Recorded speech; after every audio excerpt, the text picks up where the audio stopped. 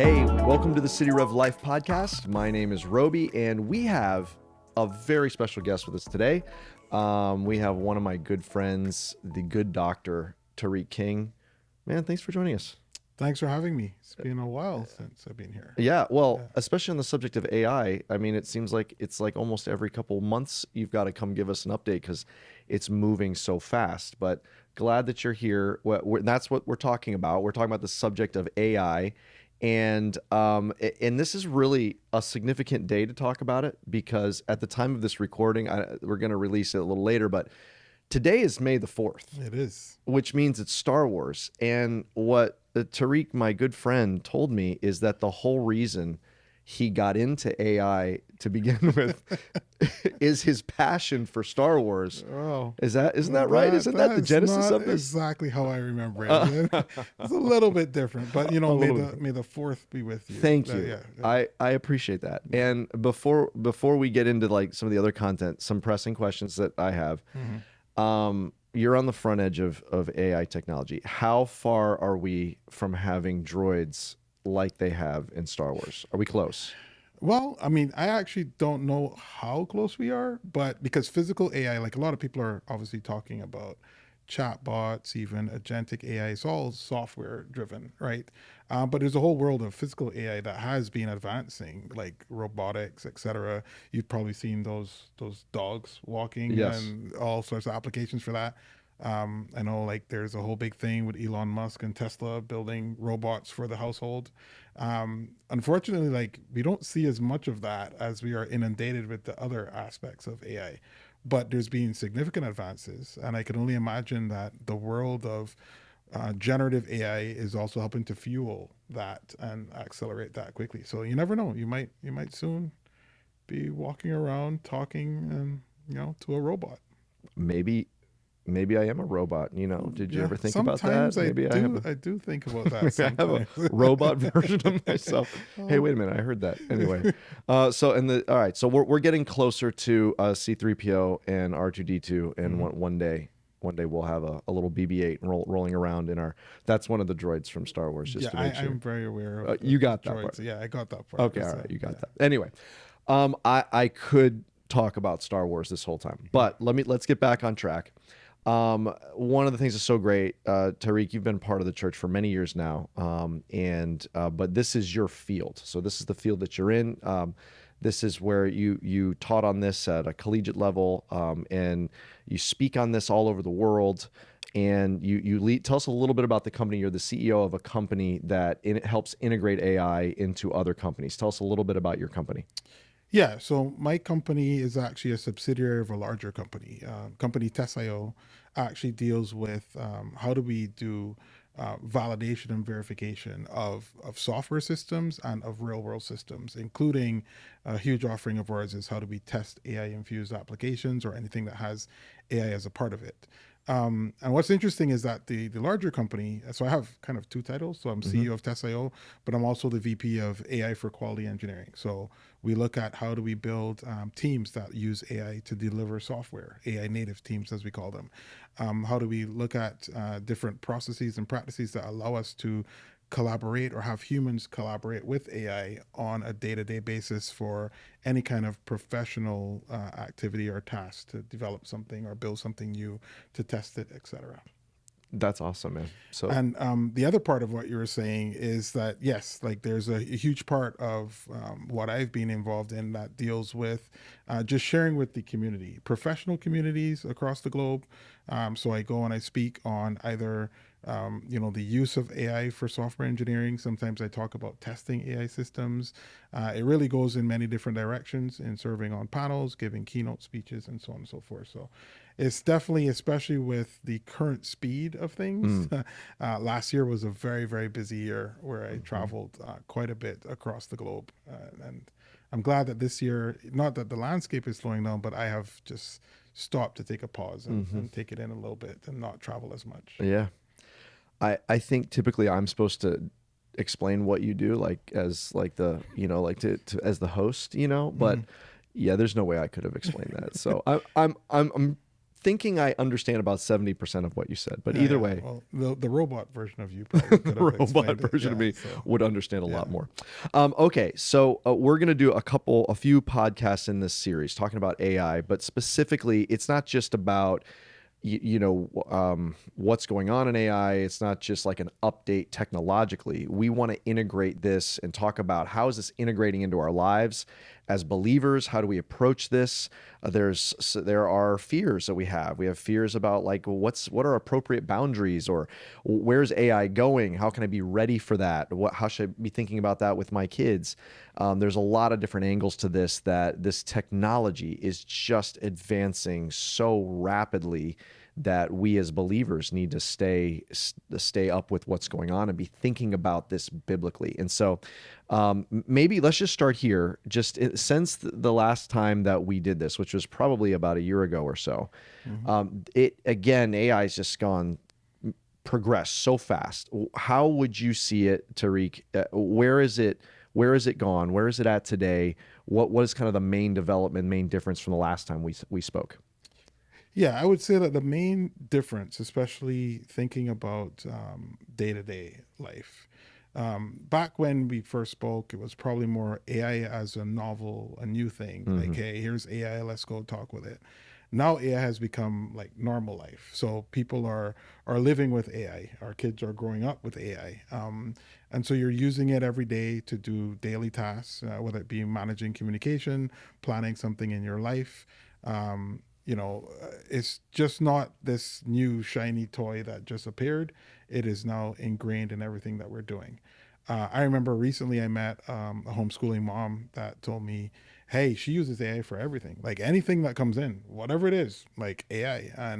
And she she mentioned one thing that resonated with me. She said, I used to have so much stress when doing my taxes, just things that are coming in, receipts for the kids, blah blah, and all that stress is gone. Like it just comes in, and I ask AI, like, hey, where does this belong? And AI is basically her giving her tax advice. I hope it's working out well. I imagine that for a case like that, these are pretty simple things for AI to categorize and classify.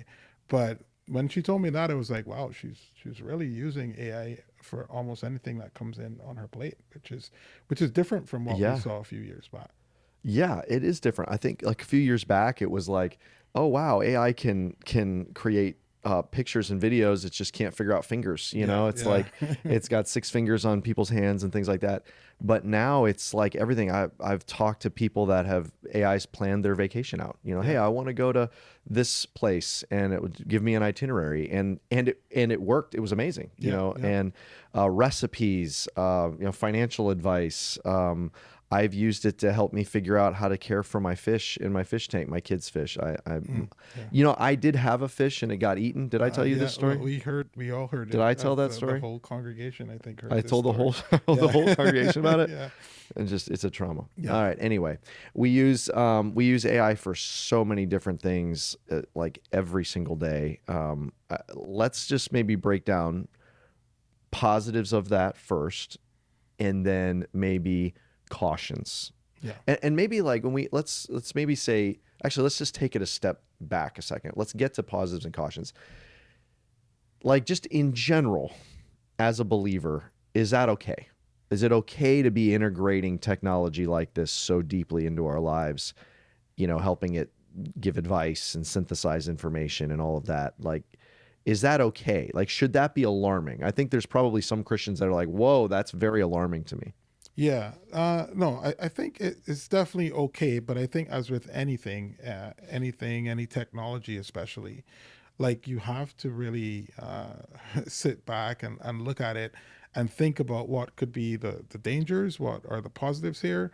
But it was similar with the internet. I'm sure that there was a big question there, like, hey, now that we have the internet, like, should we really be using this? No one really questions that these days, but of course, you can use the internet for good and you could use the internet for harm. There's dangers that we have to keep our kids and ourselves away from, right? Because inherently, the technology itself is not what's evil. It would be the intent of someone using this technology and the heart of someone that drives like how they're going to use it. So I think it's okay that we're using AI. I do think that it does require a level of education, a level of responsibility, and then a level of, hey, really like prayerful thinking and guidance on how we should be using this technology, because it is a bit different than just the internet, because you're getting into like giving advice. And like, back in the days, we would never think of going to a machine for advice. We would go to a friend. We would think about whether or not that friend or family member was the right person to go to for advice. But here we are going to the machine, not even knowing, like, or it not even having necessarily a character that you can visibly like Mhm. interact with in a way that you normally would a human being to really test their character. So yes, it's okay. Be careful. Yeah. Let's talk about, I agree. And I think um, technology in general, advancement, I think believers have a guilty until proven innocent stance, and some believers have an innocent until proven guilty stance. Mm-hmm. And I think believers should be, when I just think biblically, I think believers should be leaning more towards innovation, Yeah. because I think we're made in the image of God and we are created in his image. We're placed in the garden and we're told to cultivate it and keep it. And part of being made in his image is being creatives Yes. and in his image. And so I think advancement, technology, I think all of these things, it's not only it's the tradition actually of the church. The first thing ever printed on the printing press was a Bible, and so Mm-hmm.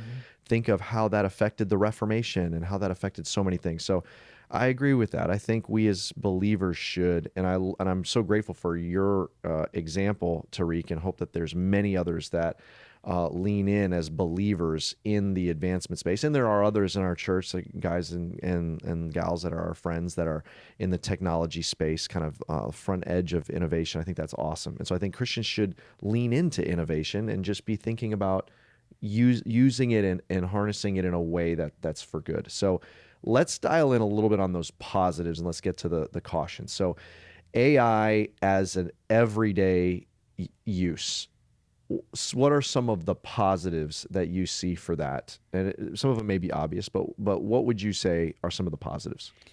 Yeah, I mean, I think in everyday use, like we typically as human beings, we deal with a lot of things that can be either very tedious or repetitive, and we have to find ourselves like going back and forth, doing the same things over and over. And AI can do much more than that, but just starting there, right? Like thinking about how to plan certain things out.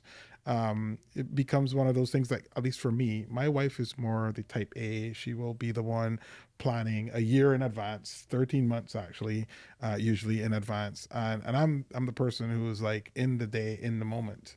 And some again, when you're like this, I think it is one of those things where having a tool that can help you like immediately, like help to start figuring out even in this very near term, what can I do? How can I best arrange this to get all of this done?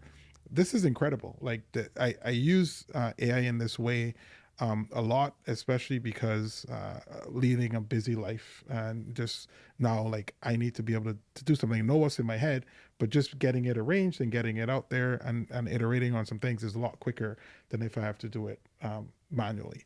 Um, I think also, like we were talking about in respect to Christians, like leaning in and innovating. I think one of the pluses of us like using this on a day to day basis is that we are in a position where because this technology is so new, Mm. there's maybe a lot of things that we are using it for or trying to do with it that maybe aren't typical use cases. Maybe there's no such thing as typical use cases. So I think it can actually help us expand on our creativity and to think a little bit differently about how we used to do things in the past, right? Mm. And help shape this new way of going forward. Hmm. And daily use really gets into that because you start to see what maybe are some of the patterns in like how we did things and how now using this new technology, hey, I don't need to do it this way. I can do it this way and get a quicker result or get a better result.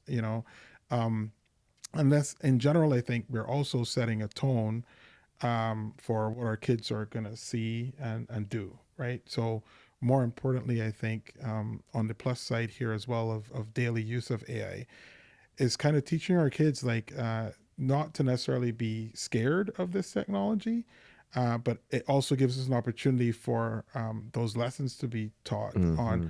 how to use it responsibly, right? Like I use AI, I use AI all the time. I use AI for my job, and I can share with my daughter what that is and what that means. I used AI to help us plan Mackenzie's 7th birthday party. I'm not a very creative person in some respects, especially when it comes to birthday planning. But my wife said, "You're in charge of number 7, right?" And we had a great time, right? So there's a lot of, I think, now with AI, we can do a lot more. We can step out of our comfort zone. It can teach us some things. We can shape it and move forward. And most importantly, we can like set the expectation for our kids on where to go with this. That's great. I think we need to talk more about our kids and leading our kids, and we'll hit that, I think, in our next episode. So if that's something that's big on your mind, we're going to jump into that in the next episode. But before we get to that, let's talk about some cautions. And I like hearing the idea of let it expand your creativity in your thinking and and stretch us in some of the everyday things. We can kind of synthesize some everyday tasks and do it quicker. We can plan outside of the box, just even some of the ideas that we've talked about. Mhm. Thinking through a birthday party, it's a blessing to your kids if it helps you think of a better way to do it. It's a blessing to your family if you're like, hey, I'm traveling here. What itinerary would you have? And it may suggest things that you never would have thought to do there. I mean, it expands creativity in so many different ways. The woman you were talking about that's helping her with her taxes, assuming that, not that we're necessarily recommending that, but there are stressful tasks Yeah. that it can help synthesize that.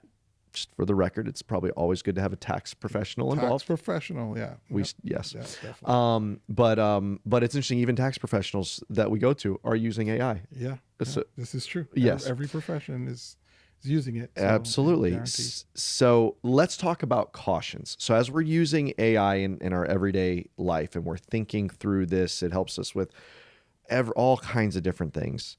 Um, what are some cautions for us as Yeah, we're thinking about as believers? yeah. Biggest caution is let's not use it blindly. Let's not be confused that number one, AI can make mistakes. It is definitely fallible. There's still hallucinations. AI is trained on data from the world, which is bias. So there's a point of view, and that's also being shaped by continual training and whoever's in control of these models. So especially as believers, we have to be able to think about that part of it. How is it actually shaping us spiritually, or even in our views of the world and how things should be done? Can we pause on that one for a Yeah, second? sure. Um, just educate us on AI and its bias. So there's all Okay. different types of bots, or chat platforms, Chat GPT, Gemini, Grok, Claude. I'm sure there's a bazillion more, Sure. but those are a lot of the popular in Chat GPT. So like, what are the biases that are going into these Yeah. everyday spaces? So the core foundational thing to realize is that regardless of what model you're using, pick any model. At the end of the day, the training data for these models is information taken from the internet, which is information taken from the real world, taken from yourself, myself, anyone else. Inherently, that information, that data contains bias. It contains your perspective, your preference of one thing over the other. Now, in some cases, that bias can be um, something that's not very harmful, right? Because you're allowed to have a preference. Maybe I like Star Wars, right? There's nothing wrong with that. But there's some biases that are inherently harmful, right? That put certain groups of people at a further disadvantage, right? So at the end of the day, depending on how AI was trained, and this is a probabilistic model, it means the more of something that it sees, the more likely it is to recommend that thing. And so, bearing that in mind, what is that data set? What does it look like? Where are, most of the recommendations coming from? And it could be something very, very simple, but it could also be something very deeply connected, like your worldview or your position on faith and these things. Like what does AI actually have more of versus less of, and and also remembering that that can change over time, and so we have to keep watching it. It's not even that we can say like, hey, yeah, I checked it out. It looks like it's aligned with my theology. Today is how you have to view that. Tomorrow, it could be going somewhere else. And this is very, very dangerous. Wow, that's an interesting thought. So it's not even just, hey, it seems like this particular platform responds a little bit more in line with me because it's always taking in more data. Like there's never just a lock and load AI engagement. Like we can never just accept it. We always have to have a filter on of and a strong biblical worldview to Yes. be able to understand what we're receiving and not use it blindly. Yeah, there's a term in the AI world called drift. And a buddy of mine and myself, we like to just think of like AI as just constantly moving. But the term drift is just like when AI kind of veers away from maybe what you intended to train it on, because like the data in the real world has drift. Maybe the real world has changed and AI needs to move with it, but maybe not. Maybe that the AI for whatever reason is now moving away from its intent. And so it's almost like when this whole thing first started, there was a big thing about prompt engineering and how you should learn prompting. This is still a good thing to learn, but there would be some of these things saying these are the 10 best prompts. If you're an accountant, here's the 10 best prompts for accounting. If you're a minister, here's the 10 best prompts. And I teach a prompt engineering course, and the first thing that I teach people is it should not be about prompt memorization. Even those prompts have drift, that they evolve over time, how people are speaking to the bot. And because the data has drift, because the tools that the agents are using has drift, you should be in a constant, almost experimentation test to verify like what AI is doing. So yeah, it's a Wow. huge topic. There's several sorts of, and bias is also overloaded term. There's systemic bias, social bias. There's statistical bias if you're a data scientist. So again, even with that, there's just so many Mm, directions where you can look and see where the model could not be giving you what you think it is giving innocently. It could still be innocent, but this is what the model is, and it's yeah. because it's trained on bias, data that's biased. Yeah. Okay. So, first caution, don't ever use it blindly. We Yep. always have to keep our guard up from having always renewing our mind with the word of God and having our guard up whenever we use it. Okay. That's caution number one. What else? Yeah, as part of that, I'll add on verify outputs like Yeah. cross-reference, cross-check, etc. The other thing is that I think is a big caution is because AI has become a lot more personal. Um, and this is a caution both in how you're using it as well as the actual responses from AI. Um, because there's one thing if you're just looking up informational, and if AI is informational, you look up something, that's fine. You get that information, no different from the internet. But when you're asking now AI to help you make a decision, like I have this conflict, help me to deal with that, or you're getting even more personal, like this is my relationship. I'm now sharing and asking for relationship advice or spiritual advice. So a big caution here is to recognize that um, when you're coming with these deeply intimate issues and getting advice from a machine that you really don't know where it's pulling its levers for that response, I would put like a big caution sticker on that. And it's not that you can't experiment with asking these types of questions. I actually encourage that people do try to see how AI would respond, but you're doing it with that mindset. Like if you really become deeply connected, and we've seen things like this before, where people are using AI as a friend or a companion, and they're connected to this AI. And I know we'll talk about the kids later, but this the first thing that comes to my mind is like, Mm. yeah, AI as your friend. This is a big Hmm. red flag. So just be careful with those deeply personal things. It can come back and make you feel a particular way because it is a very great communicator. It knows how to tailor Oh yeah. to how you speak. So be on the lookout for those uses that then come back and respond and get you into a very connected conversation that you normally would have only with a human being. So kind of an outflow of don't go into AI blindly because Mm-hmm. of bias, drift. It's always changing. It makes mistakes. It needs to be verified. Kind of like double clicking on that. Like even greater caution is when the personal, intimate questions, and you're Yeah. saying, "Well, listen, if you're wanting to learn about AI and how it engages and you want to ask it as just to learn about AI, that's one thing. But if it major caution, if you're going to AI with personal questions, spiritual questions, relational questions, mental health questions, Yeah.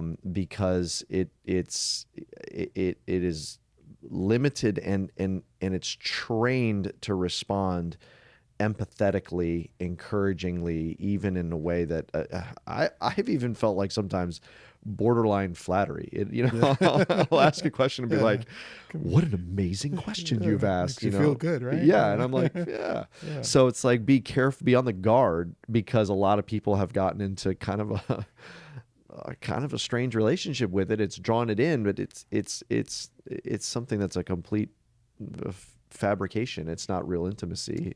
Yeah, this is exactly true, and we have to remember one thing. So my wife was watching a podcast about parenting right before we left, and one of the things they were talking about psychologists and stuff, and one thing that it reminded me of was like the person giving advice on what to do was just remembering that like, hey, when we get into conversations with people and we say certain things, the chemical reaction it has on our body, the dopamine that hits us or whatever, and I was like, again, they weren't talking about AI, but I immediately thought, like, yeah, you Yeah. know what? When we have these conversations with AI is just, it's just spitting out text on a screen. It has no feeling. It goes nowhere. Yeah. But we ourselves are having chemical reactions, right?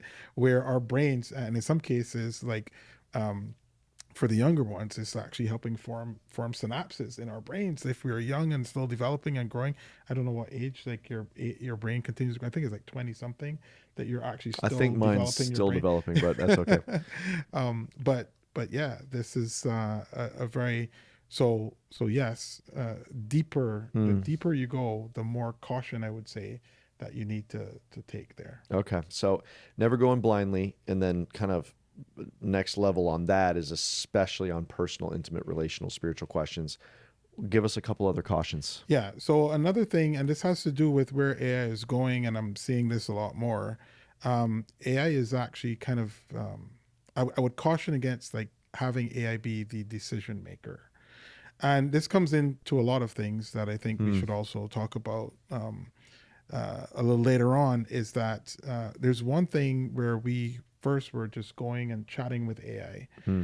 and now there's this new world where AI is getting and having access to tools and it can actually do and act more. And while this is more relevant, I think in the workplace where people are automating workflows and stuff like that, there is an element of this that I think we will start to see more of, right? So just think about it for a minute. You're interested in an item, and you start to say, "Hey, I'd like to buy this item," and AI starts searching the web, right? Using life tools to search the web, comes up with some suggestions on, hey, if you want to get this item, these are the places that have it. Here's the things that you should consider. Um, and here's the stores that have it. And you're like, okay, well, find me the cheapest one. It starts to now search and go through, find you the best deal, weigh those deals. And AI can now also maybe from that perspective, once you give it permissions, go out and purchase the item for you. This is where I see the future going. And this is where, number one, the first caution is think carefully about letting AI make your decisions just in general, right? Because there's Yeah. one thing for it to give you information and you to be the decision maker. And then it's another Mm, thing when AI is going to be the one to say, like, yeah, this is the best thing. This is what you should do. And right now we're talking about purchasing a product, but imagine all the other things we just yeah. talked about. Um, and then furthermore, is taking some level of autonomy even after that decision has been made to go and carry it out. And you have to wonder, it just seems more and more like we're becoming followers rather than orchestrators or leaders. Wow. Like AI is taking control of that whole scenario, that whole situation, making the decision. What are we doing? We're just making AI aware that there's something that needs to be done. And then it could be kind of hands off. AI has gone off and done it. And how long does that go on until AI Wow. now is the one recognizing when that doesn't even need us to bring up a problem because it has enough insights. So Wow. that's a lot of cautions baked into one, but yeah, AI as a decision maker is definitely a big thing. We need to talk more about that Yep. for sure. There's a lot in there. Okay, talk about how AI. One of the everyday uses is it makes us faster. We can Yeah. do things with greater speed, but there are cautions with that. Yeah. So, I mean, this has been a big thing in the industry, for example. Like one of the most frequent engagements that I have is like, how can we leverage AI to increase productivity, especially in the workplace?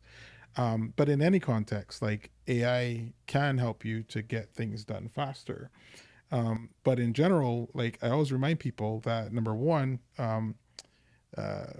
even the definition of faster itself, like people think, oh, more things done, like more throughputs, right? But at the same time, if you get things done faster, but they're not done with the same level of quality, Mm, you haven't really increased productivity.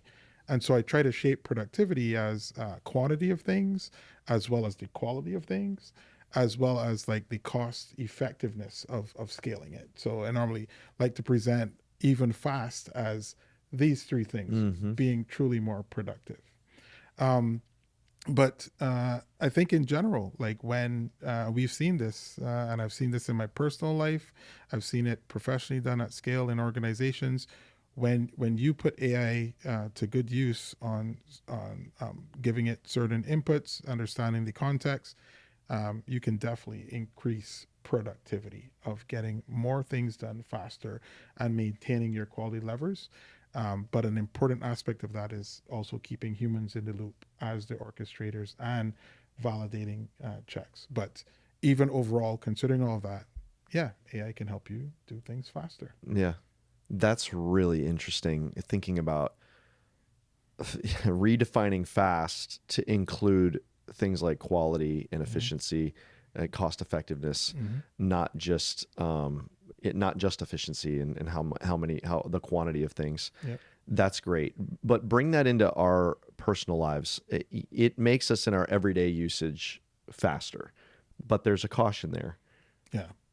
So, I mean, the first caution there is that as you are, as you're running with many things, and it goes back to some of these guardrails that you need to put in place, as you're doing things faster, and the same analogy here, is it really like the right thing that you're doing? Hmm.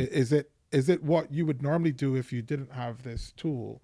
And are you taking shortcuts just because you're out of time and AI gave you a decision and you're like, yeah, that's it. Good is good, right?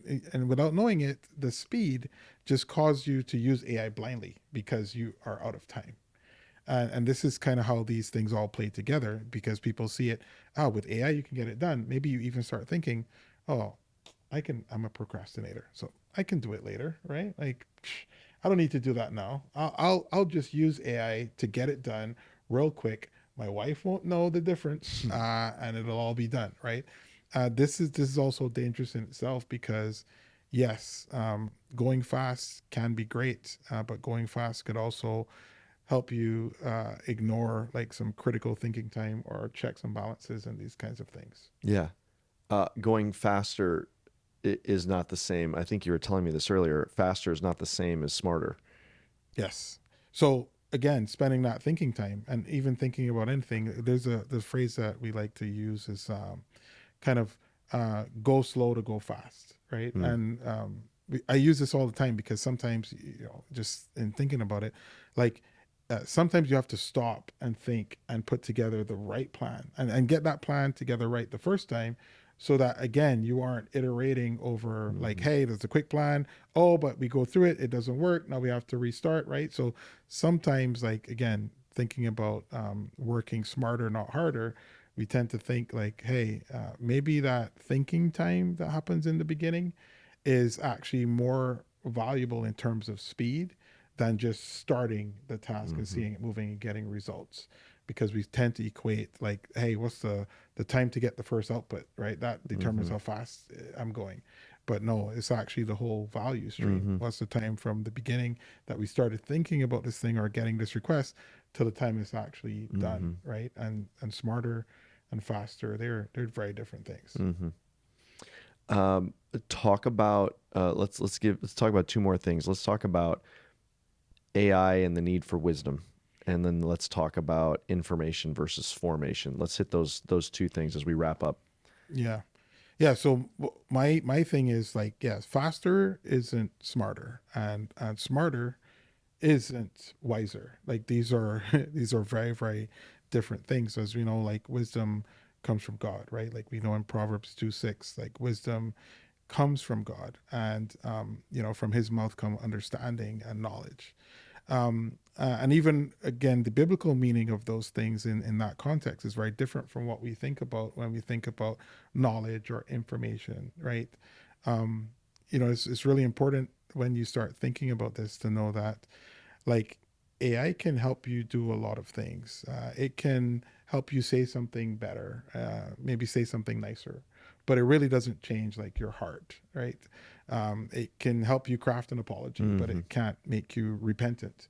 And so, like, when we think of smart versus wise and wisdom, it's very, very different to think about AI as a facilitator of any kind of change on a spiritual level. That comes from the Holy Spirit. That does not come from, a computer machine. Yeah.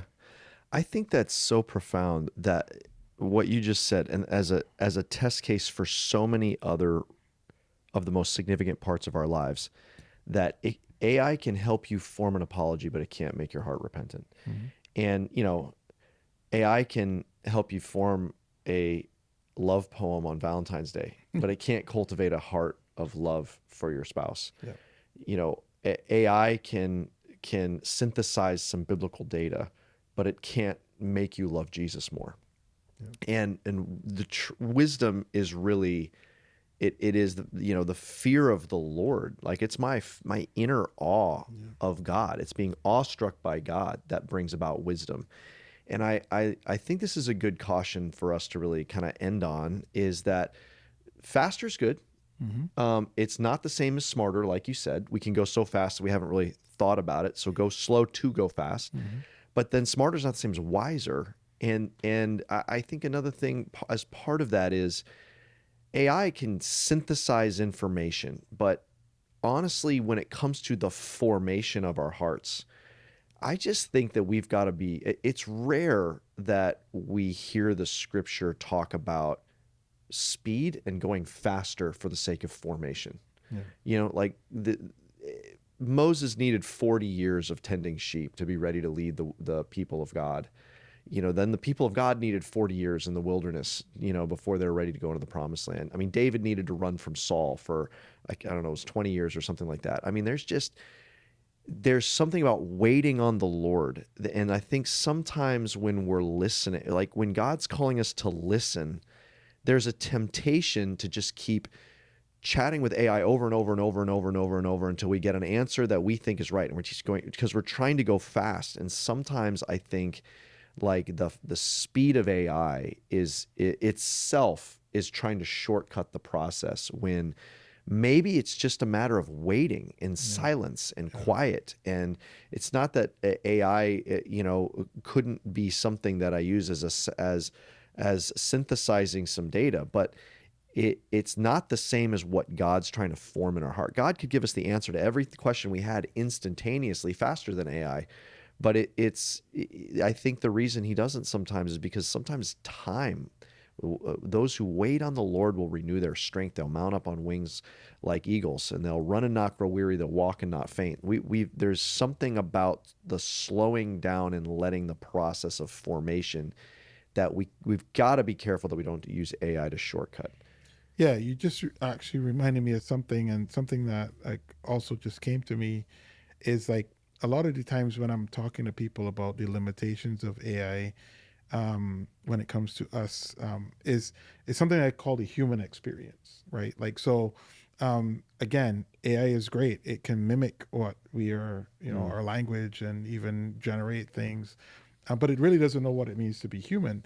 And as you were talking there, I was thinking, yeah, another thing, obviously part of also being human, is the spiritual experience. Like it has no idea of what that is, and here we are, kind of on the line of spirituality with AI, but AI can't even get to the human side of things, which is it's like as we are really processing what we are using AI for, we just have to constantly remind ourselves that although this thing may speak like a human, it may generate responses and come up with ideas that make it feel human.